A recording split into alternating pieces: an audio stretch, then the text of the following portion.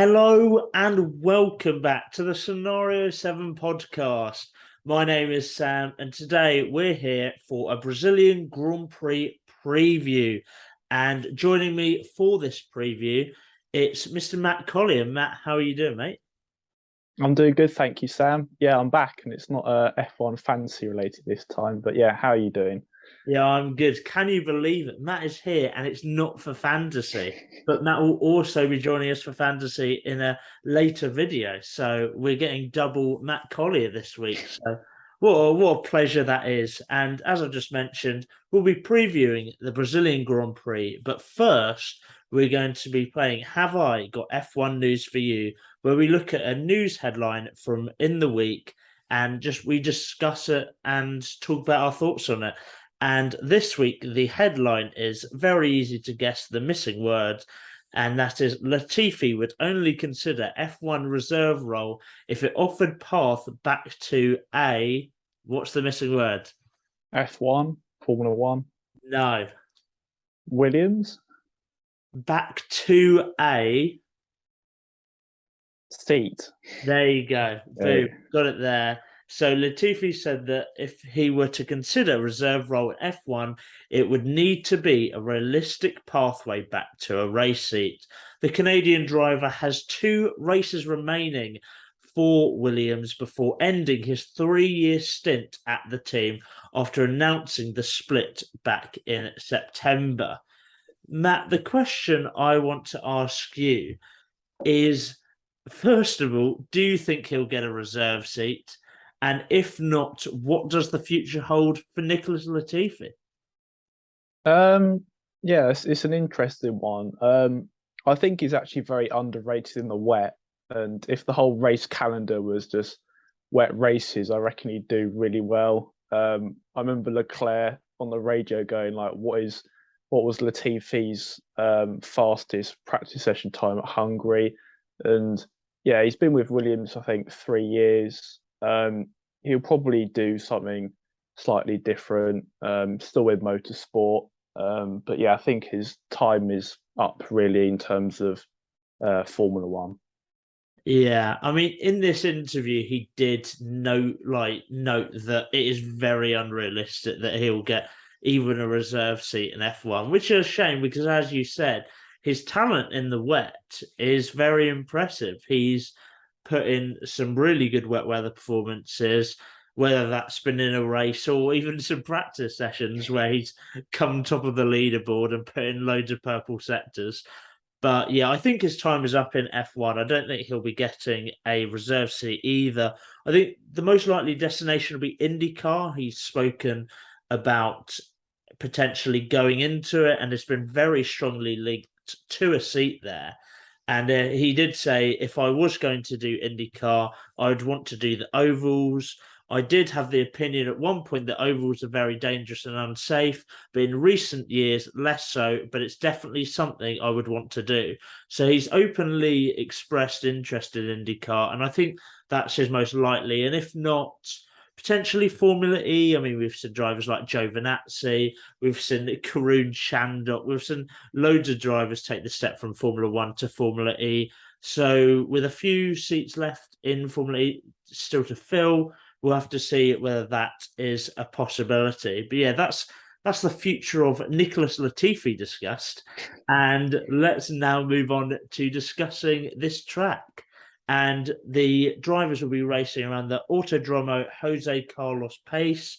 It is a 4.309 kilometer circuit with 2 DRS zones, 15 corners, and 71 laps.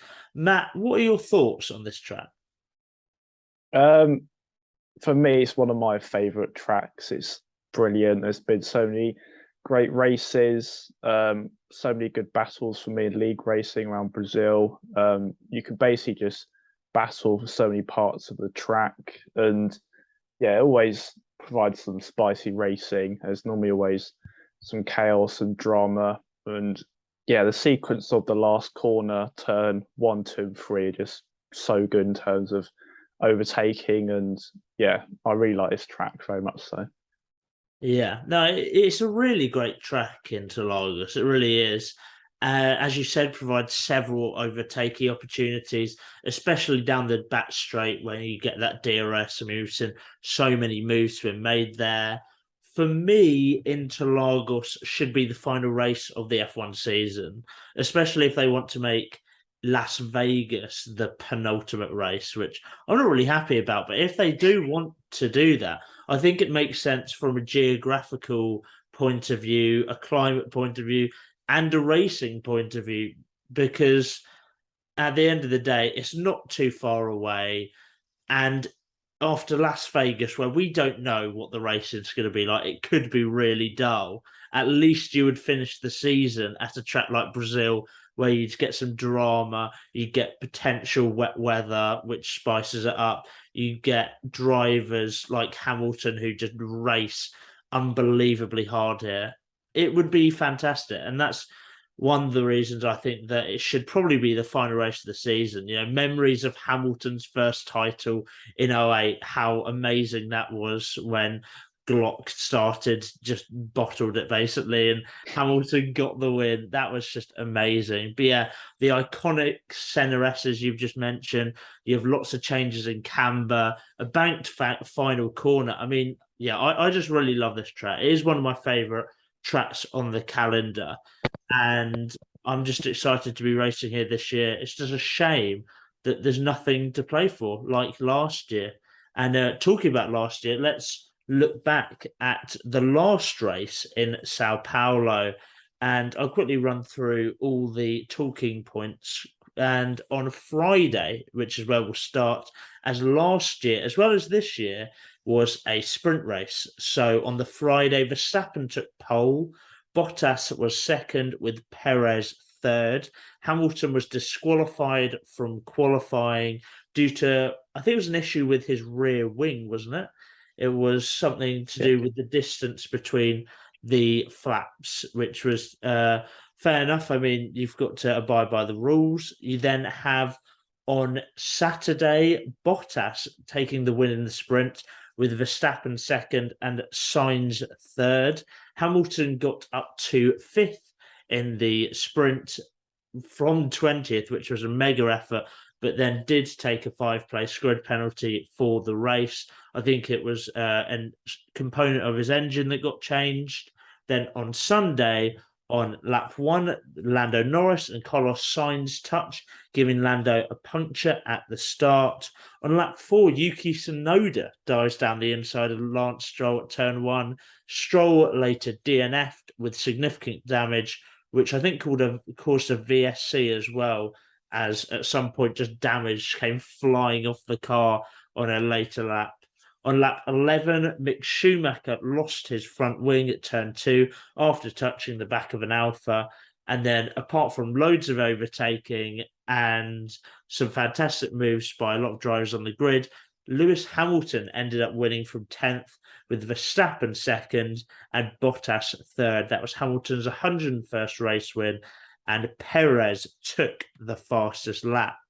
Now, Matt, what is a memory you have from the last race at Interlagos?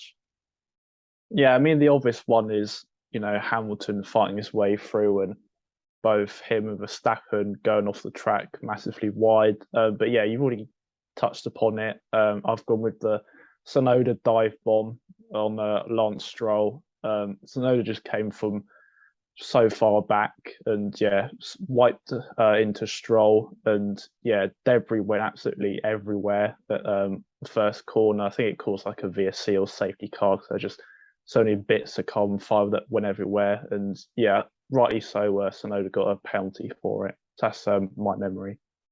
Yeah, that certainly was. It epitomised Yuki Tsunoda in his first season. I mean, it epitomises him at times in the second season, but it's not as bad.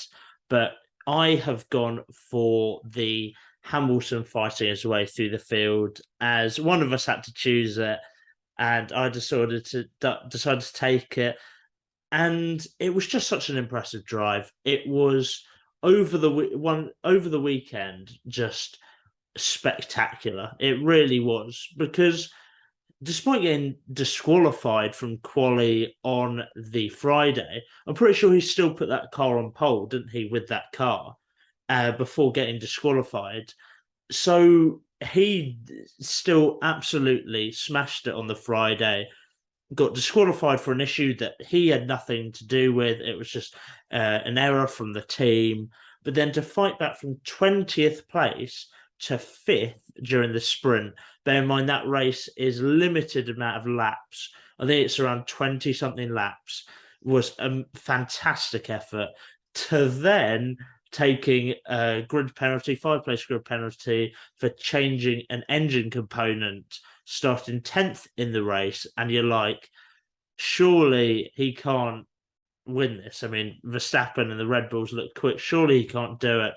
But he fought his way through some fantastic overtakes. I mean, just in the sprint, the overtake on Norris at, I think it was turn 1 and 2, was just such a fantastic move. And there were a number of brilliant overtakes throughout the race.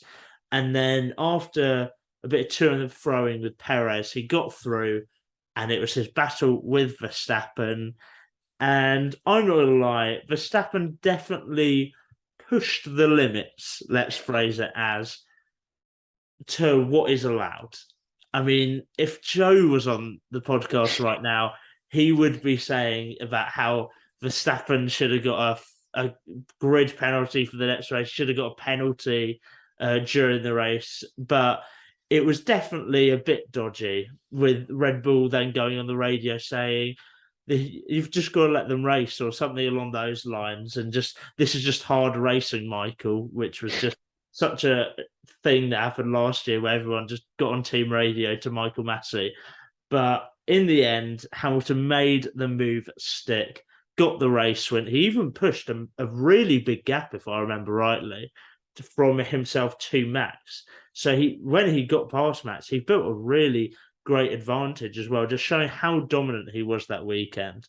And yeah, that was my memory from the last race. Really impressive drive from Hamilton, but your memory of Sonoda is also quite a interesting memory from last race. But let's now move on to predicting what we think is going to happen this weekend. At first, looking back at the predictions table to see where we stand. And currently, in first place is Josh Bacon with an average of 3 points. Matt, you're second with an average of 2.9 points. I am third with an average of 2.8 points. So, it's close at the top there. In fourth is Joe with 2.2 points. And then fifth is Robert, 0.5 points. These are all done on averages. So people that can't be here very regularly can still compete to be top of the predictions table.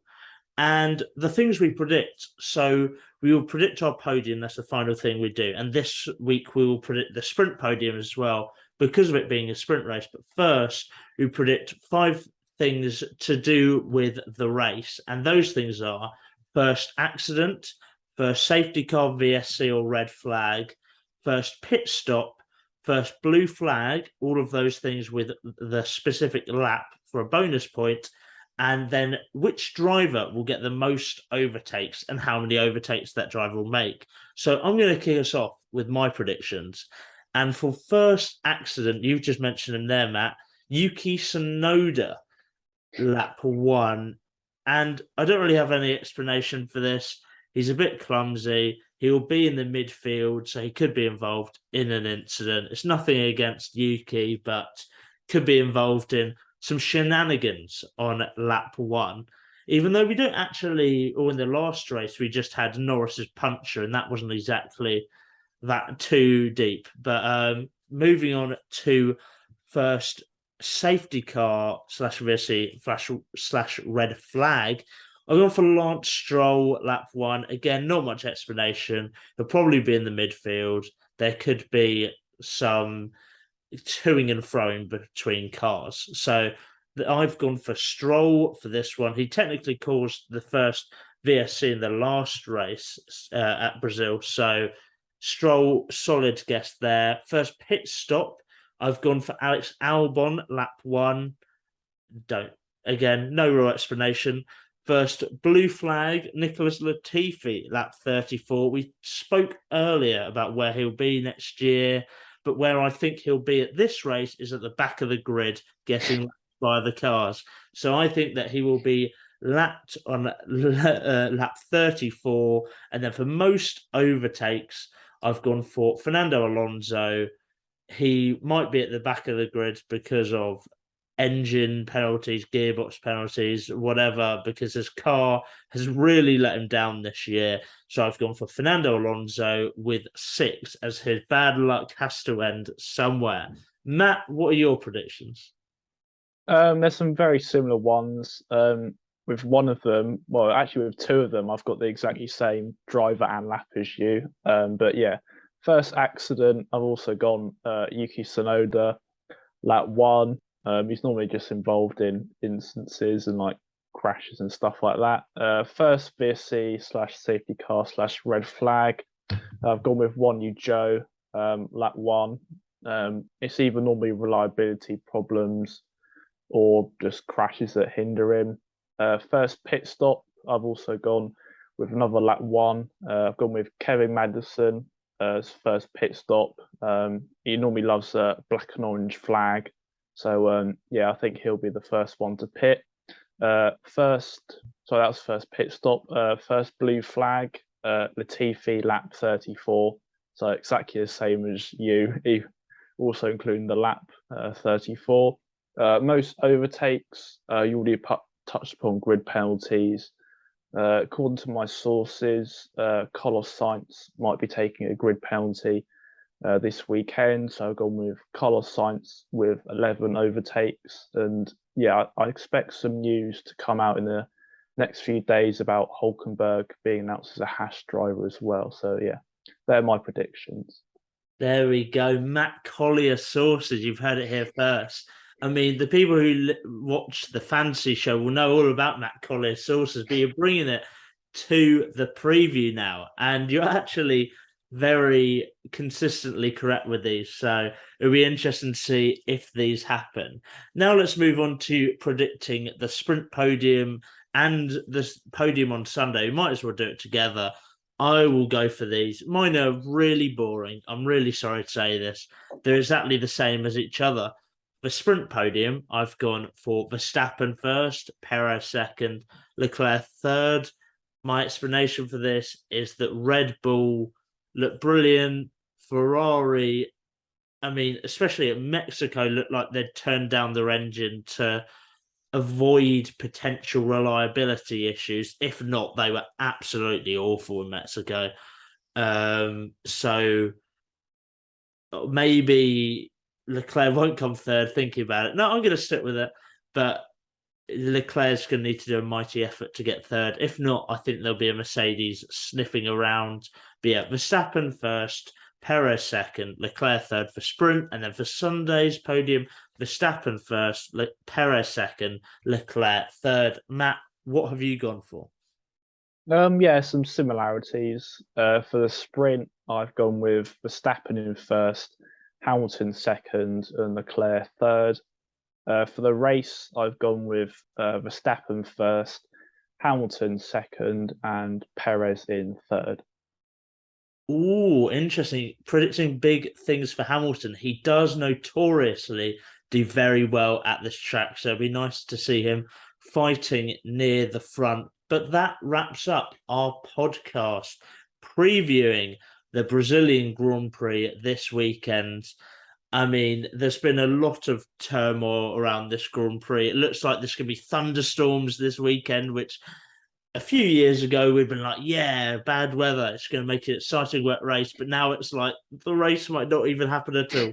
So who knows what's going to happen? But hopefully it's exciting. Remember to like, subscribe, comment your predictions down below. If you'd like to stay up to date with all that is happening at the Scenario 7 podcast, including some great content which people are debating over. I've got my comment section on all the time, and Matt does our Instagram account, and I forever get notifications saying a different person has commented. So make sure you follow us on socials to stay up to date.